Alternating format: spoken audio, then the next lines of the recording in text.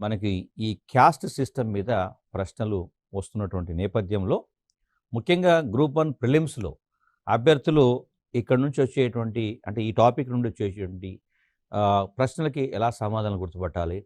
భారతదేశంలో కుల వ్యవస్థకు ఉండేటువంటి ప్రాముఖ్యత ఏమిటి? కుల వ్యవస్థలో జరుగుతున్నటువంటి మార్పులేమిటి? కుల వ్యవస్థ వల్ల కలుగుతున్న ప్రయోజనాలేమిటి? కుల వ్యవస్థ వల్ల నడుస్తున్నటువంటి నష్టాలేమిటి? కుల వ్యవస్థ పరంగా సామాజిక శాస్త్రంలో జరిగినటువంటి అధ్యయనాలేమిటి? మనము సిలబస్‌లో ఈ టాపిక్‌ని ఎందుకు చదవాల్సొస్తున్నది? ఇవన్నీ కూడా ఈరోజు మనం చర్చిస్తాం. సో, ఒకసారి గనుక మనం పరిశీలిస్తే ఇది క్యాస్ట్ అనేటువంటి వర్డ్ ఏదైతుందో మనకి ఆ పదము నుండి ప్రశ్న కూడా వచ్చింది. అంటే సివిల్ సర్వీసెస్‌లో కూడా ఈ వర్డ్ వచ్చింది. భారతదేశానికి సంబంధించి చెప్పేటప్పుడు భారతీయ సమాజాన్ని గుర్తుపట్టేటప్పుడు కులం అనేది అత్యంత ముఖ్యమైనటువంటి సామాజిక సంస్థగా ఐడెంటిటీ అంశంగా గుర్తింపుకు సంబంధించిన అంశంగా ఉంటుంది. సో, ఈ సామాజిక గుర్తింపు అనేది భారతదేశంలో ప్రతి వ్యక్తికి సామాజిక గుర్తింపును సామాజిక హోదా లేదా అంతస్తు అంటారు. ఇది పుట్టుకతోనే వస్తుంది. భారతదేశంలో ఉన్నటువంటి కుల వ్యవస్థకు ఉన్నటువంటి ప్రత్యేకత ఏంటంటే వ్యక్తికి ఇది జన్మతః సంక్రమిస్తుంది. అది జీవితాంతం కొనసాగుతుంది. ఈవెన్ మరణాంతరం కూడా కొనసాగుతుంది. అంటే ఇది సమాజంలో వ్యక్తుల గుర్తింపుకు సంబంధించినటువంటి అంశమైన బట్ తర్వాత కాలంలో ఇది సామాజిక సంక్షోభానికి కారణమైంది కాబట్టి సమాజానికి ఏ సందర్భాల్లో ఉపయోగపడింది, సమాజానికి ఏ విధంగా నష్టం కలిగిస్తున్నది అనేటువంటి నేపథ్యాన్ని అర్థం చేసుకోవడం కోసం పోటీ పరీక్షల్లో దీన్ని ప్రవేశపెట్టారు.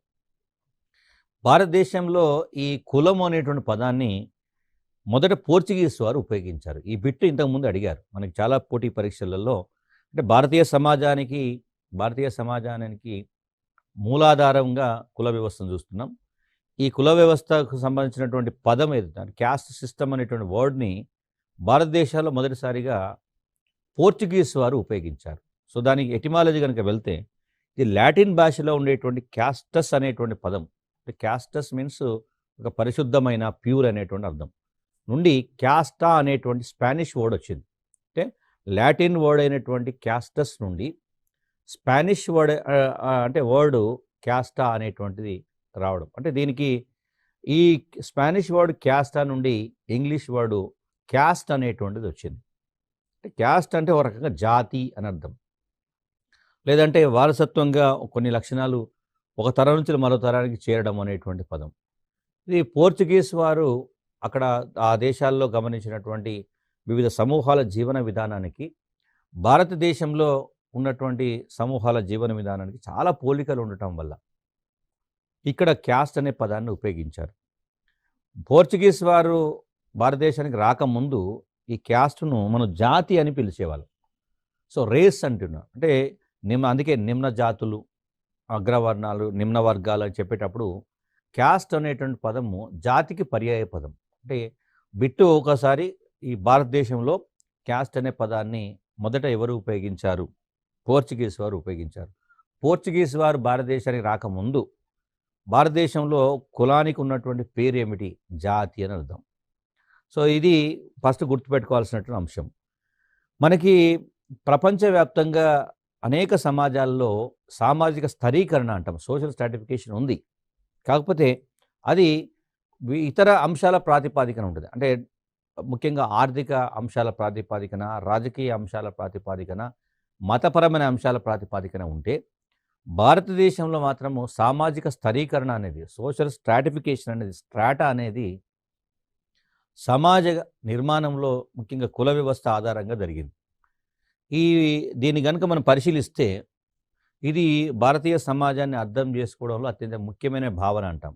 అందుకే దీన్ని ఒక కాంప్లెక్స్ ఈవెంట్ లాగా చెప్తారు. అంటే ఒక సంక్లిష్టమైనటువంటి ఒక దృగ్విషయంగా చెప్తాం. ఇది భారతీయ సామాజిక వ్యవస్థను లేదా రాజకీయ వ్యవస్థను లేదా మొత్తం సమాజంలో ఉండేటువంటి పరిణామాలన్నిటిని అర్థం చేసుకోవడానికి ఏకైక ఆధారంగా దీన్ని మనం భావిస్తారు. సో, అనేక మంది సామాజిక శాస్త్రవేత్తలు ఈ కులం అనేటువంటి అంశంపైన విస్తృతమైన పరిశోధన చేశారు.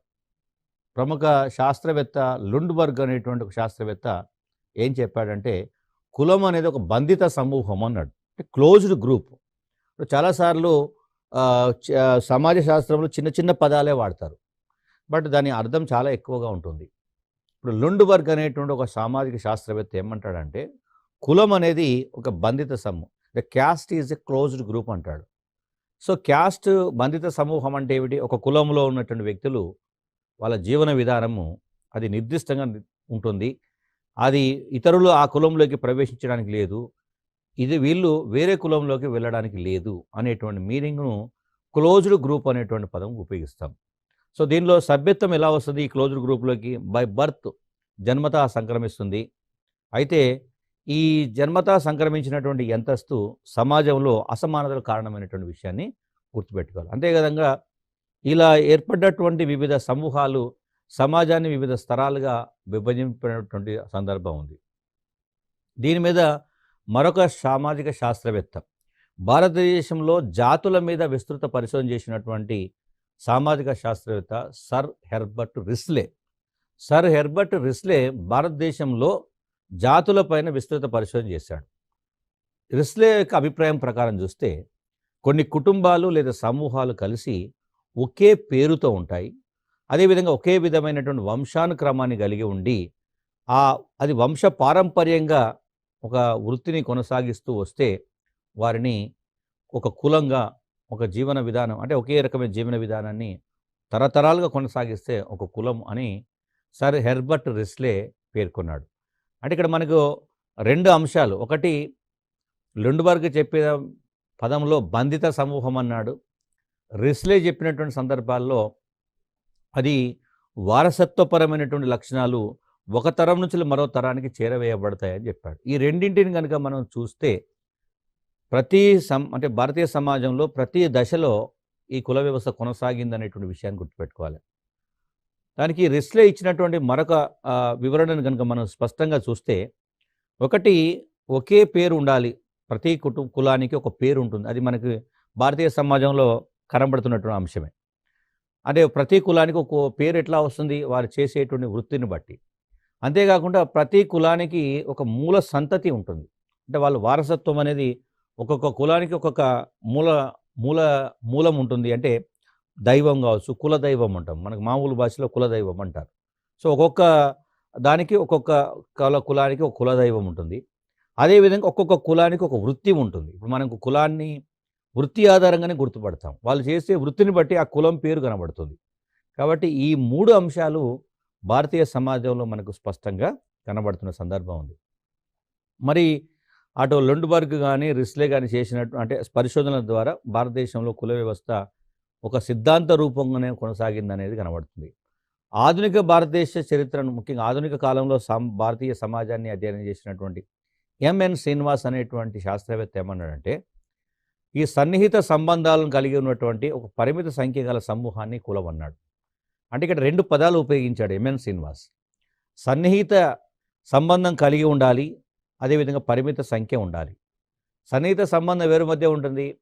ఒకే రకమైన వృత్తిని చేపట్టేవాళ్ళు, ఒకే మూల సంతతిని కలిగి ఉండేవాళ్ళు, ఒకే రకమైన జీవన విధానాన్ని కలిగి ఉండేవాళ్ళు, ఒకే రకమైన సంస్కృతిని కలిగి ఉన్న వాళ్ళ మధ్యమైన సన్నిహిత సంబంధాలు ఉంటాయి. పరిమితంగా ఉంటారు. కాబట్టి అలాంటి సమూహాన్ని కులం అని పిలుస్తాడు.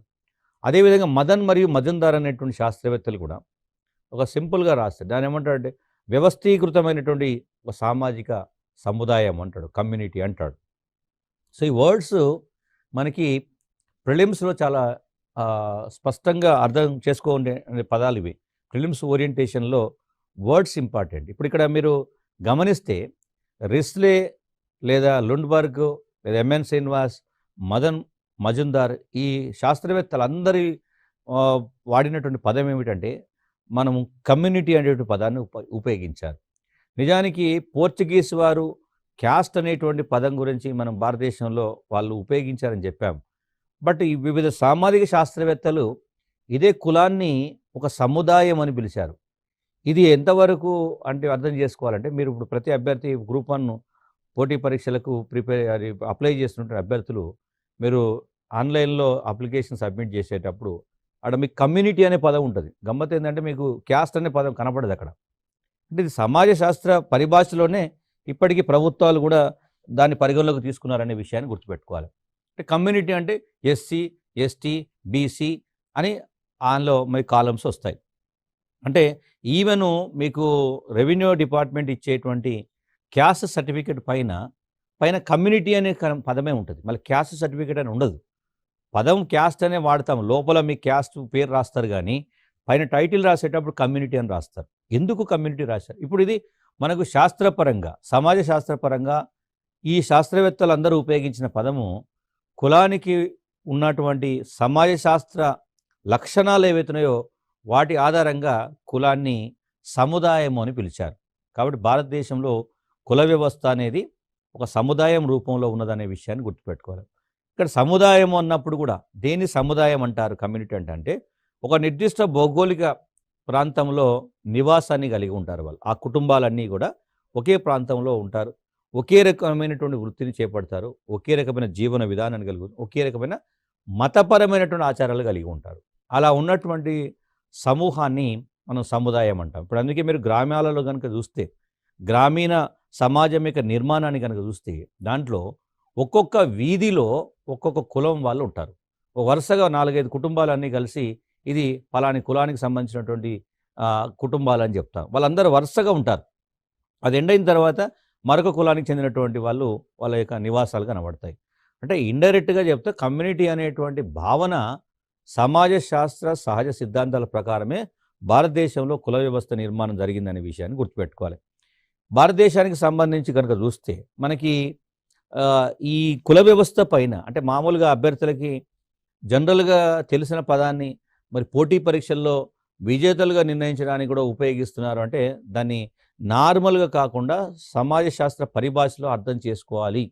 ఈ ప్రొఫెషనల్గా సమాజాన్ని కులాన్ని కూడా ఒక ఫిజిక్స్లో ఒక సిద్ధాంతం చదివినట్టు, కెమిస్ట్రీలో ఒక సూత్రాన్ని చదివినట్టు, బయాలజీలో ఒక ప్రిన్సిపల్ను మనం అర్థం చేసుకున్నట్టు సమాజంలో ఉండేటువంటి ఈ కులాన్ని కూడా ఒక సూత్రంలాగా, ఒక సిద్ధాంతంలాగా, ఒక అంశంలాగా, ఒక శాస్త్రీయమైనటువంటి భావనలాగా అర్థం చేసుకోవాలి అని ఎందుకు చెప్పాల్సి వస్తుందంటే దీనిపైన అనేక మంది శాస్త్రవేత్తలు దశాబ్దాల పాటు పరిశోధన చేసి చివరికి ఒక సిద్ధాంత రూపమైనటువంటి సమాచారాన్ని అందించారు.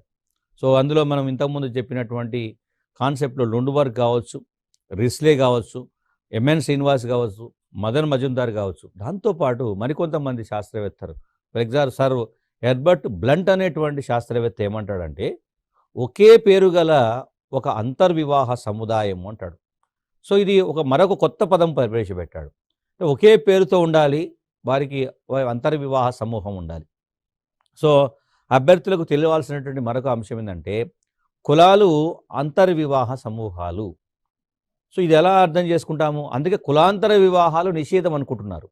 ఎవరైనా కులాంతర వివాహాలకు పాల్పడితే పరువు హత్యలు జరుగుతున్నాయి. ఇప్పుడు మీరు ఈ మధ్య పేపర్లలో కూడా చాలాసార్లు గమనిస్తున్నారు. కులాంతర వివాహం చేసుకున్నందుకు వాళ్ళ తల్లిదండ్రులు ఆ పిల్లల్ని హత్య చేసినటువంటి సందర్భం మనకు చాలా సందర్భాల్లో అనేక ఇన్సిడెంట్స్ జరుగుతున్నాయి. ఎందుకు అనే ఒక ప్రశ్న వచ్చినప్పుడు కులము అనేది ఒక అంతర్వివాహ సమూహం అన్నారు. అంటే అంతర్వివాహ సమూహం అంటే ఏమిటి? ఒక కులంలోని వ్యక్తులు ఆ కులంలోని వ్యక్తుల మధ్య మాత్రమే వివాహం చేసుకోవాలి. ఇతర కులస్తులతో వివాహం జరపకూడదు. ఒకవేళ జరిపితే దాన్ని కులాంతర వివాహం అంటారు. కాబట్టి దాన్ని పరువు అంశంగా తీసుకుంటున్నాం. కాబట్టి హానర్ కిల్లింగ్స్ అంటాం. పరువు హత్యలు ఎక్కువగా జరుగుతున్న సందర్భం ఇది మనకు సమాజ శాస్త్రంలో ఎడ్వర్డ్ బ్లంట్ ఇచ్చినటువంటి నిర్వచనంలో స్పష్టంగా కనబడుతుంది. మరొక శాస్త్రవేత్త జిఎస్ గార్వే ఏమంటాడంటే భారతీయ కుల వ్యవస్థకు సంబంధించి కొన్ని లక్షణాలు చెబుతూ భారతదేశంలో కుల ప్రాతిపాదికన సమాజ నిర్మాణం జరిగిందని చెప్తాడు. ముఖ్యంగా సమాజ స్థరీకరణ, సమాజంలో వివిధ స్తరాలు అనేవి కుల ప్రాతిపాదికన జరిగినాయి. ఎలా జరిగినాయి? కుల క్రమశ్రేణి ఉంటుంది. క్యాస్ట్ హైరార్కీ అంటాం. అంటే కింది స్థాయి కులాలు, ఉన్నత స్థాయి కులాలు అన్నీ కలిసి ఒక లేయర్స్ లాగా నిర్మించబడ్డాయి.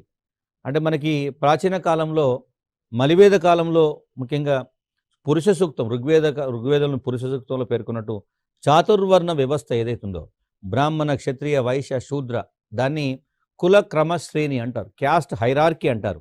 హైరార్కీలో ఒక్కొక్క కులం ఒక్కొక్క స్థానంలో ఉంటుంది. ఆ స్థానాన్ని బట్టే సమాజంలో వారికి సామాజిక అంతస్తు కనబడే సందర్భం ఉంది. అదేవిధంగా నచ్చిన వృత్తిని ఎంపిక చేసుకునేటువంటి అవకాశం ఉండదు. ఎందుకంటే ఇక్కడ ఇష్టాయిష్టాలతో సంబంధం ఉండదు.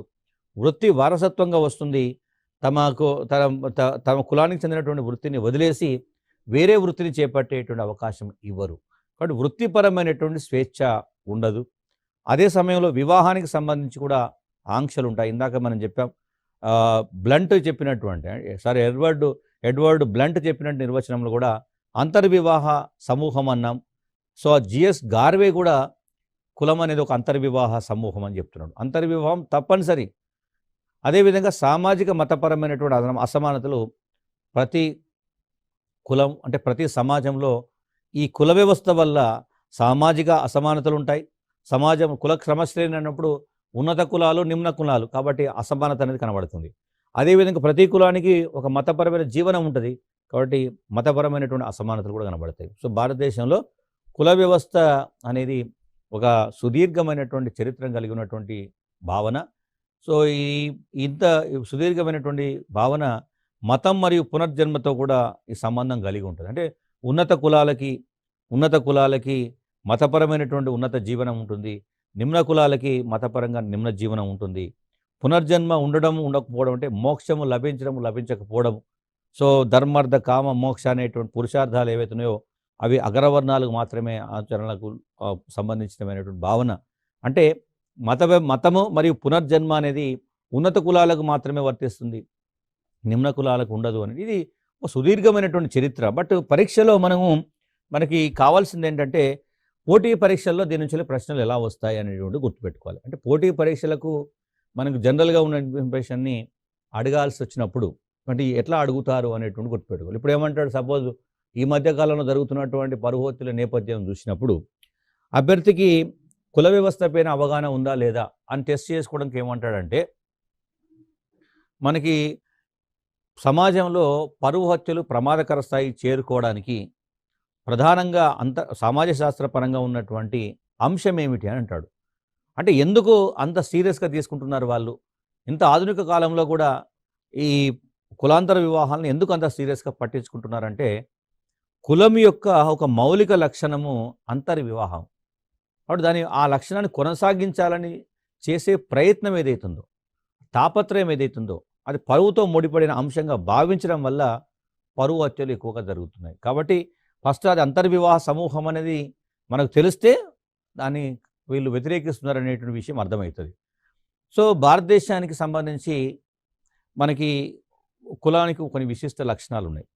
ప్రపంచంలో చాలా అరుదుగా ఉన్నటువంటి సామాజిక వ్యవస్థ. వేరే దేశాల్లో వర్గ ప్రాతిపాదికన సామాజిక స్థిరీకరణ జరుగుతుంది. వెస్ట్రన్ కంట్రీస్, పశ్చిమ దేశాలలో వాళ్ళు వర్గాల పరంగా ఉంటుంది. అంటే ఎక్కువ ఆదాయం ఉన్నటువంటి వాళ్ళు, తక్కువ ఆదాయం ఉన్నటువంటి వాళ్ళు, విద్యావంతులు, నిరక్షరాస్యులు, సో అలా నైపుణ్యం ఉన్నవాళ్ళు, నైపుణ్యం లేని వాళ్ళు. సో ఈ పారామీటర్స్ ఆధారంగా పశ్చిమ దేశాల్లో ఉంటే, భారతదేశంలో మాత్రము కులముకి సమాజపరంగా మాత్రమే ఆ లక్షణాలు కనబడతాయి. అందుకే కులము చాలా ఇది నేచురల్ కాన్సెప్ట్, సహజమైనది ఇది. అంటే ప్రతి వ్యక్తికి ఇది పుట్టుకతోనే సంక్రమిస్తుంది, జన్మతః సంక్రమిస్తుంది. భారతదేశంలో ఉన్నటువంటి ఏ వ్యక్తి అయినా, అంటే హిందూ సామాజిక వ్యవస్థకు సంబంధించి చెప్పేటప్పుడు తప్పనిసరిగా ఏదో ఒక కులంలో సభ్యుడై ఉంటాడు. వాస్తవానికి సమాజ శాస్త్ర సహజ నియమాల ప్రకారం చూస్తే కులం అనేది ఒక మానసిక భావన. ఎందుకు, పుట్టుకతో అందరూ సమానులే. ఆ తర్వాత కాలం పుట్టిన తర్వాత అతను ఉన్నటువంటి సమాజం ఏదైతుందో, సమూహం ఏదైతుందో వారి ప్రభావం వల్ల కులము అనేటువంటి భావన బయటకు వచ్చింది. కానీ వాస్తవానికి కులం అనేది ఒక కల్పిత భావన. సమాజ శాస్త్రం ప్రకారం అది ఆర్టిఫిషియల్గా, కృత్రిమంగా ఏర్పాటు చేసుకున్నటువంటి భావన మాత్రమే.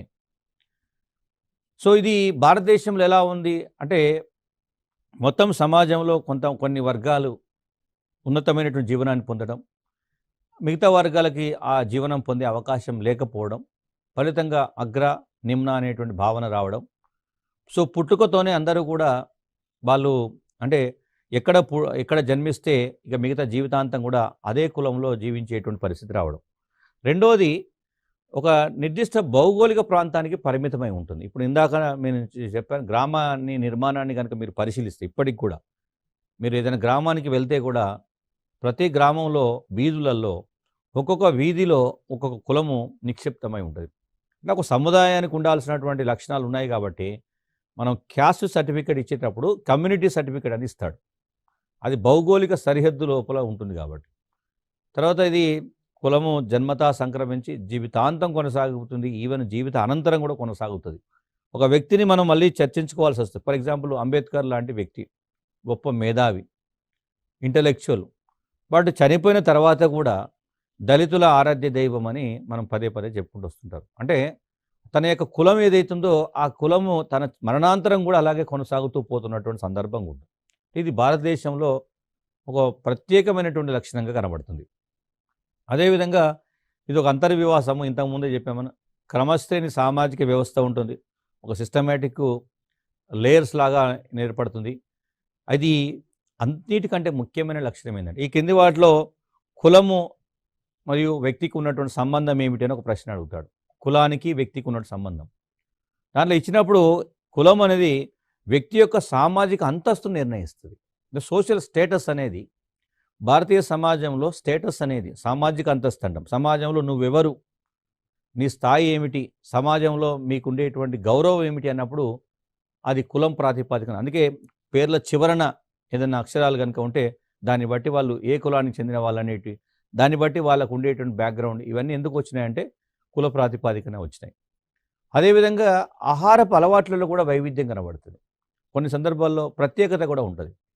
అంటే సపోజు అగ్రవర్ణాలు మామూలుగా చాలా సందర్భాల్లో ఎవరైనా ఉండి మేము నాన్ వెజ్ తినము, మేము చాలా శుభ్రంగా ఉంటామనగానే మీరు బ్రాహ్మణులు అని అడుగుతారు. దాని అర్థమేమిటి? బ్రాహ్మణులు నాన్ వెజ్ తినరు, చాలా శుభ్రంగా ఉంటారు అనేటువంటి ఒక భావన.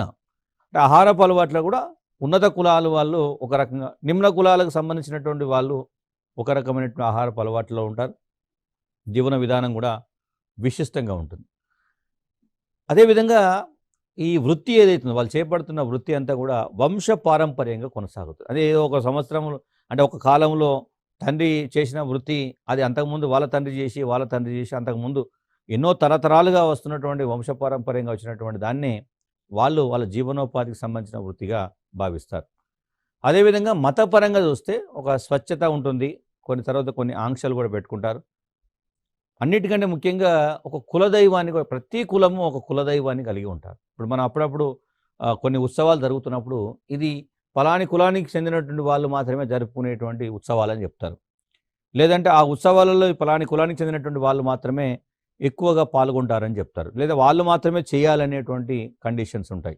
సో కాబట్టి మనకి కులానికి సంబంధించి చెప్పేటప్పుడు మతపరమైనటువంటి అంశాలు, అదేవిధంగా కొన్ని అగ్రకులాలు ఒక రకమైనటువంటి దైవాన్ని పూజిస్తే నిమ్న కులాలు మరొక రకమైనటువంటి దైవాన్ని పూజించిన సందర్భం ఉంటుంది. మనకి భారతదేశంలో ఉండేటువంటి కుల వ్యవస్థ అత్యంత సంక్లిష్టమైనది.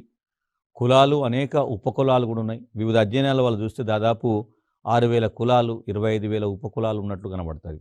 మీరు గ్రూప్ 1 ప్రిపేర్ అవుతున్నటువంటి అభ్యర్థులు ఒకసారి ఈ నోటిఫికేషన్ కనుక పరిశీలిస్తే ఇచ్చినటువంటి దాంట్లో మీ కమ్యూనిటీకి సంబంధించినటువంటి డేటా కూడా ఉంది.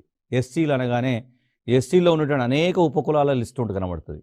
బీసీలో బీసీఏ బీసీడి ఏదైతే ఉందో అందులో ఒక్కొక్క కులంలో అనేక ఉపకులాలు కనబడతాయి. అట్లా సగటున చూస్తే ఈ దేశంలో 25,000 ఉపకులాలు ఉన్నాయి. అంటే ఈ నంబరింగ్ ఉపయోగం అంటే భావన ఏమిటంటే ఒకసారి స్టేట్మెంట్ ఇస్తాడు, భారతదేశంలో కుల వ్యవస్థ అత్యంత సంక్లిష్టమైనది అంటాడు.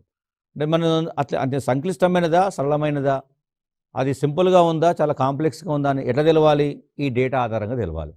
అంటే 6,000 కులాలు, దాదాపు 25,000 ఉపకులాలు ఉన్నాయంటే అత్యంత సంక్లిష్టమైనది అని మనం ఒప్పుకోవాలి. అంటే దానికి మనం తెలుసుకోవాలి. కాబట్టి క్వశ్చన్స్ ఇలా అడగాడు, ఎన్ని వేల కులాలు ఉన్నాయి, ఎన్ని వేల ఉపకులాలు ఉన్నాయి. ఎందుకంటే ఈ నంబరు కొంత మారుతుంటుంది. ఇంతకుముందు కొంతమంది అభ్యర్థులు వాళ్ళ డౌట్ కూడా అది స్టాటిస్టికల్ డేటా బేస్ చేసుకొని ప్రశ్నలు వచ్చినప్పుడు దేన్ని మనం ప్రామాణికంగా తీసుకోవాలంటున్నారు.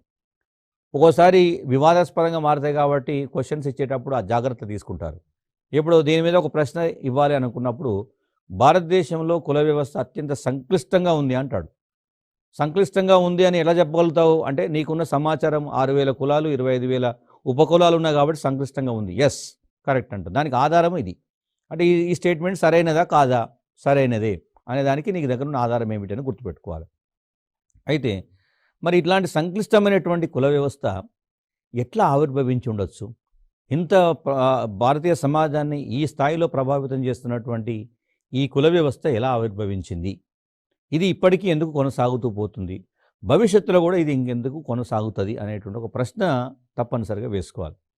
కాబట్టి ఈ దేశంలో కుల వ్యవస్థ ఎలా ఆవిర్భవించింది అనేటువంటి విషయం పైన అనేక మంది సామాజిక శాస్త్రవేత్తలు విస్తృతమైనటువంటి అధ్యయనాలు జరిపారు.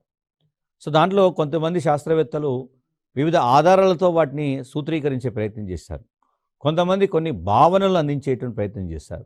బట్ ఏది ఏమైనప్పటికీ కూడా ప్రతి సిద్ధాంతము కొన్ని ముఖ్యమైనటువంటి సామాజిక, ఆర్థిక, రాజకీయ, మతపరమైనటువంటి లక్షణాలు మాత్రం పరిగణలోకి తీసుకున్నారు. అంటే ఎట్లా తీసుకున్నా కానీ ఆ సిద్ధాంతాన్ని రూపొందించేటప్పుడు కొన్ని పారామీటర్స్ని తీసుకున్నారు.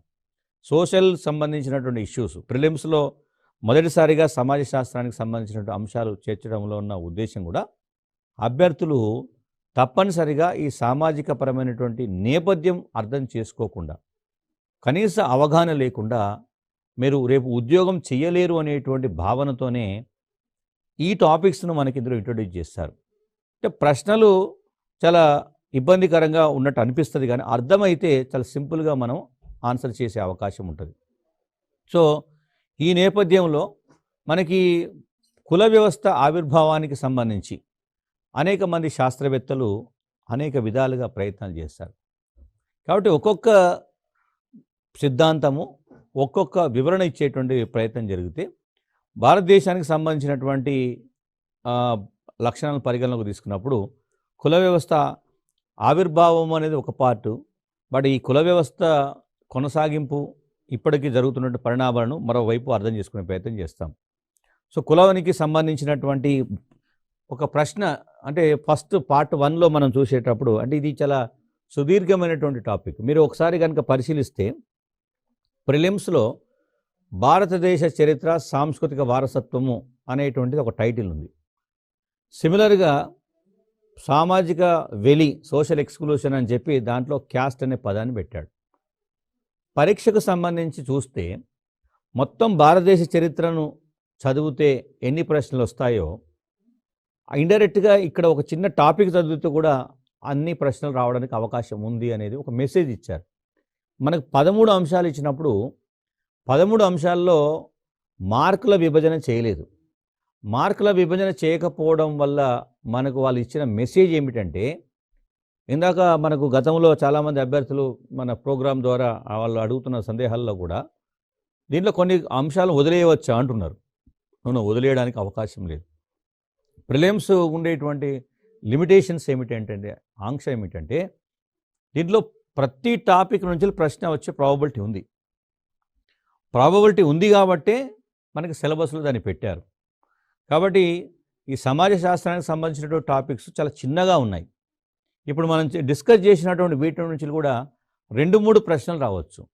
అయితే అర్థమైతే దీంట్లో అద్భుతంగా ఉంటుంది. ఎందుకు అంటే మనం ఎక్కువగా గుర్తుపెట్టుకోవాల్సిన అవసరం లేదు, మెమొరీ టెక్నిక్స్కు అవకాశం లేదు. కేవలం అవగాహన ఉంటే మాత్రమే. అంటే గణాంకాలు లేవు, సో దీనికి సంక్లిష్టమైనటువంటి వివరణలు లేవు, పదాలు లేవు. బట్ కామన్ సెన్స్ ఏదైతుందో, మన నిత్య జీవితంలో రోజు చూస్తున్నటువంటి సంఘటనలు, మనం అనుభవిస్తున్న జీవితం ఏదైతుందో దాన్నే మనకు సిలబస్లో చేర్చారు. కాబట్టి క్యాస్ట్ గురించి తెలియకుండా ఈ దేశంలో ఎవరు ఉండరు. బట్ దాన్ని ప్రశ్నగా ఇస్తే ఎలా ఇస్తారు అనేటువంటి ప్రశ్న ఇప్పుడు మనకు. అంటే ఇది ఎగ్జామ్లో మనం ఈ పెట్టేటువంటి ఈ ప్రశ్న వల్లనే మనకు మెయిన్స్ రాసే అవకాశం, రాయలేని పరిస్థితి రావడం అనేది ముఖ్యం. కాబట్టి అభ్యర్థులు ఈ సోషలాజికల్ పర్స్పెక్టివ్లోనే దీన్ని అర్థం చేసుకోవాలి. ఇందాక నేను చెప్పినట్టు శాస్త్రవేత్తల పేర్లు మిమ్మల్ని అడగరు, అది కూడా గుర్తుపెట్టుకోవాలి. ఎందుకంటే ఈ ఎగ్జామ్కు మీరు అప్లై చేస్తున్నటువంటి అభ్యర్థులందరూ కూడా వివిధ రకాల అకాడమిక్ బ్యాక్గ్రౌండ్ నుంచి వచ్చారు. Engineering background, medical background, science background, social background అన్నిటి నుంచి వచ్చారు. కాబట్టి నేను ఇప్పుడు లుండ్బర్గ్ అని చెప్పాను. లుండ్బర్గ్ గురించి మీరు రిస్లే, మజుందార్, ఎంఎన్ శ్రీనివాస్, ఇవి సమాజ శాస్త్రానికి సంబంధించినటువంటి వ్యక్తులకు మాత్రమే ఎక్కువ తెలుస్తుంది. కానీ వాళ్ళు ఇచ్చినటువంటి పదాల మీద మనకు ప్రశ్నలు రావడానికి అవకాశం ఉంటుంది. కాబట్టి సో ఆ నేపథ్యంలో అర్థం చేసుకోగలిగితే కులానికి సంబంధించిన మౌలిక భావనల మీద కూడా ఒక ప్రశ్న వస్తే మనం ఈ సమాచారం ఆధారంగా ఖచ్చితంగా ఆన్సర్ గుర్తుపట్టేటువంటి ప్రయత్నం చేయాలి. మిగతా విషయాలు మనం నెక్స్ట్ ఎపిసోడ్లో చర్చిస్తాం. Thank you.